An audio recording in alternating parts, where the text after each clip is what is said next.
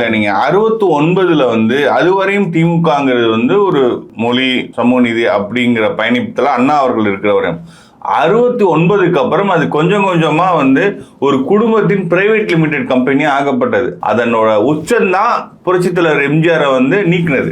Private limited கம்பெனியா தொடங்கியது 69. அதோட முற்று பெற்ற இடம் வந்து 72லே புரட்சித் தலைவர் என்னைக்கு வெளியேற்றப்பட்டாரோ அன்னைக்கே வந்து அது வந்து ஒரு பிரைவேட் லிமிடெட் கம்பெனி ஆயிடுச்சு. அதுக்கப்புறம் 72க்கு அப்புறம் ஒரு முறை கூட திமுகவுக்கு ப்ரோ இன்கம்பன்சி, அதாவது திமுக அரசு வேணும்னு சொல்லி மக்கள் ஓட்டளித்ததே இல்லை. ஆப்போசிட்ல இருக்கிறவங்க பண்ற தவறுனால தான் இவங்க ஓட்டு ஜெயிச்சிருப்பாங்க. அதாவது 77க்கு அப்புறம் 89ல் அது வந்து ஏடிஎம்கேயோட ஸ்பிளிட்டு காரணம். அடுத்து வந்து 96 அது வந்து ஒரு வேவ்.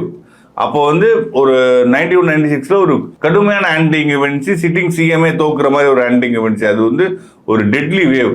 96க்கு அப்புறம் 2006 கூட அவங்களுக்கு மெஜாரிட்டி கிடைக்கல.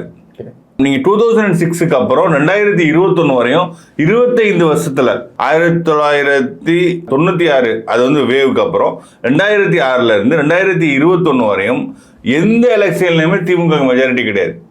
2011 கிடையாது, 2016 கிடையாது, 2006க்கு அப்புறம் வந்த எந்த தேர்தலையுமே வந்து அவங்களுக்கு வந்து மெஜாரிட்டியே கிடைக்கல.